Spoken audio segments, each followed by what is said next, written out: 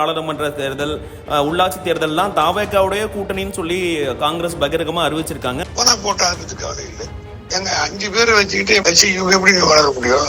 அதாவது கடலில் கலக்கப்பட்ட பெருங்காயம் மாதிரி தான் இது, அவ்வளவுதான் சொல்ல முடியும். திமுக கூட்டிலிருந்து விலகி தமிழக வெற்றி கழகத்துக்கு ஆதரவு, அதுவும் இல்லாம வருங்காலங்கள்ல நாடாளுமன்ற தேர்தல், உள்ளாட்சி தேர்தல்லாம் தாவேக்காவுடைய கூட்டணின்னு சொல்லி காங்கிரஸ் பகிரங்கமா அறிவிச்சிருக்காங்க. அவங்களுடைய முதல்கட்ட பார்வை என்ன சார், எப்படி பாக்குறீங்க?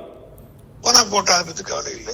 இல்ல, அப்ப சட்டமன்ற தேர்தலில் காங்கிரஸ் கட்சி திமுகவோட இருக்கணும்னு சொல்லி நிறைய பேர் மெனக்கட்டதா சொன்னாங்க. குறிப்பா திமுக நிர்வாகிகளே காங்கிரஸ் கட்சி இருக்கணும்னு சொல்லி மெனக்கட்டதா சொன்னாங்க.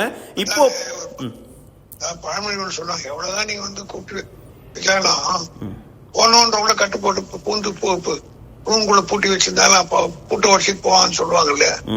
அந்த மாதிரி எல்லாம் கட்டு போட்டு ஒரு ஒற்றுமையா நிக்கணும்னு நினைச்சு பெருந்தன்மையா அகாமடேட் பண்ணி விட்டு கொடுத்து ஒரு ராஜ்யசபா அவரை கொடுத்தோம். அந்த ராஜ்யசபா பதவி ஏற்கிறதுக்கு முன்னாடி போயிட்டாங்க. அவ்வளவுதான். ரொம்ப நன்றி உள்ளவர்கள், நல்லா வாழட்டும், அவர்கள் தான். ஏற்கனவே திமுகவுக்கு காங்கிரஸ் தேவையில்லாத லக்கேஜ் அப்படின்லாம் பேசப்பட்டது. இப்ப எப்படி சார் இருக்கு?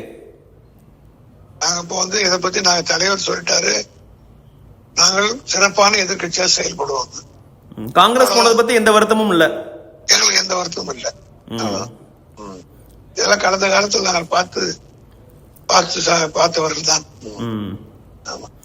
தேசிய அளவுல 3வது அணியை அமைக்கிறதுக்கு மம்தா பானர்ஜி, சந்திரசேகர் அவர்லாம் முயற்சி பண்ணி முதலமைச்சர் மு.க. ஸ்டாலின் சந்தித்த போது கூட காங்கிரஸோட தொடர்ந்து இருக்கணும்னு சொல்லி அவங்க முடிவெடுத்தாங்க. இந்தியா கூட்டணியை வலுவாக்குனாங்க.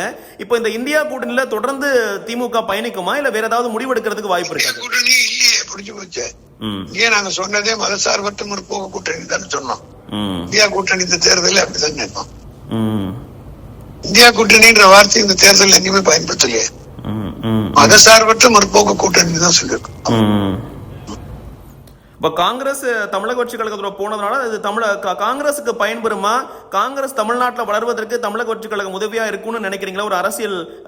ஒரு அரசியல் அனுபவசாலியா கேட்கிறேன். எங்க 5 பேரை வச்சுக்கிட்டு எப்படி 108 பேர் வச்சு இவங்க எப்படி வளர முடியும்? அதாவது கடலில் கலக்கப்பட்ட பெருங்காயம் மாதிரி தான் இது, அவ்வளவுதான் சொல்ல முடியும்.